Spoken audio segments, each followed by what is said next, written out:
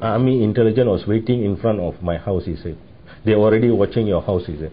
After that, he offered me 5 million for me to retract the SD. The Malian asked me whether you are married. I said yes. Do you love your family? I said yes. If you love your family, just follow what Deepak instruction, just follow him. Everything will be okay, he told me. Do you know who this Datuk was? Yeah, I know. It's Najib's brother. Najib's brother? Younger brother, who's as an architect. What's his name? Datuk Nazim. These shocking revelations come from P. Bala, a private investigator who came out of hiding recently to give a no-holds-barred interview in the presence of 3 prominent Malaysian lawyers.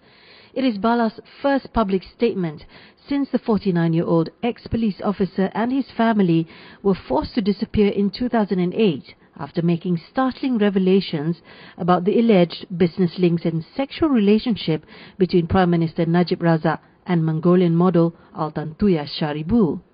A day after making the shocking exposés, Bala retracted the statutory declaration and was never seen again until this interview.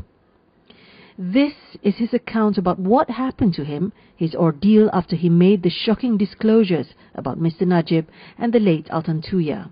We want justice! We want Bala! We want Bala! We want justice! We want justice! We want Bala! We want Bala! We want justice! We want justice! We want Bala! We want justice! We want justice! We want Bala! We want Bala! We want Bala! We want Bala! We want Bala! Najib mana Bala! Najib mana Bala! Najib mana Bala! This demonstration by friends and concerned citizens took place shortly after private investigator P. Bala disappeared from the public eye, along with his family. He was hired by Abdul Razak Baginda, an aide of Mr. Najib, to check on the Mongolian model when she arrived in Malaysia to confront Mr. Razak and Mr. Najib in 2006.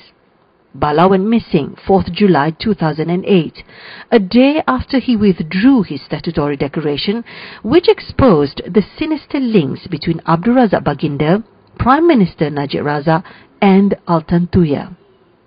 Altan Tuya was murdered with C4 explosives in a dense Malaysian jungle in October 2006. Government prosecutors and the trial judge in her murder trial never questioned Bala about Najib's links with the Mongolian model.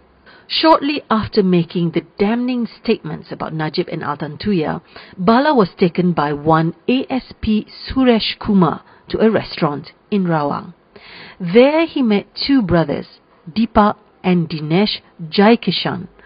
Bala's ordeal of being the target of threats, blackmailed and forced into hiding was about to unfold. Before the bakute shop, my wife called me. She said, seems a neighbor informed her that somebody is watching my house. Who? My neighbor also don't know who is the guy, but somebody is watching. Then... But how did your neighbor know there's somebody watching the house? Because the car was just parked opposite my neighbor's house. What car? I don't know what car it is, but it's a red color car. Okay. Red color car. Then I told my wife, okay, don't do anything first. Just lock the gate. Go inside the house, lock the door. Just keep inside until I make any calls. I told my wife. Did Deepak mention this car to you at all? Yes, Deepak mentioned this. What he mentioned was that it's Army intelligence. Army intelligence? Army intelligence was waiting in front of my house, he said. They're already watching your house, he said. And you went to this bakute shop with ASP Suresh? Yes, when I went to the bakute shop, I saw Deepak and Dinesh was sitting there. They were waiting there? They were waiting for me. Okay, and what did you discuss? No, Deepak actually came to see me because he wanted me to retract my first SD. Deepak is a businessman who is linked closely to Rosmah Mansor, wife of Prime Minister Najib. He is a director of Kapit Raya, a company which reportedly recorded an income of 122 million ringgit.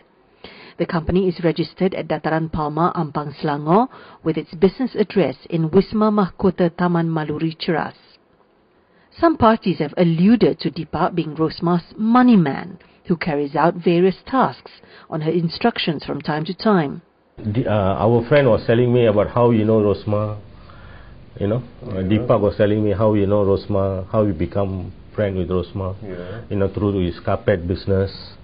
From Rawang, Bala was taken to a shopping mall at the Curve Damansara to meet a person whom he was introduced to as just a Dato'.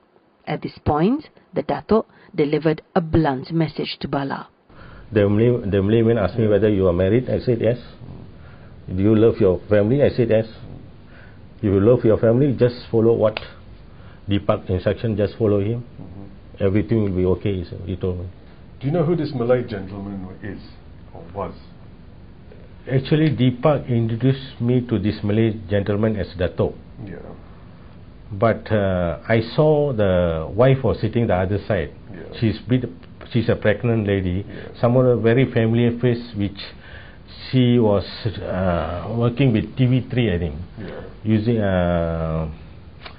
what do you mean, the program, Nona program, Okay. She's a host of the Nona program. Okay. I know that. From that I know she's. So and from that, do you know who this Dato' was? Yeah, I know. It's Najib's brother. Najib's brother. Younger brother, who's as an architect. What's his name? Dato' Nazim. Nazim. Okay. Now, apart from that, when you were brought to this Volkswagen showroom in the Curve,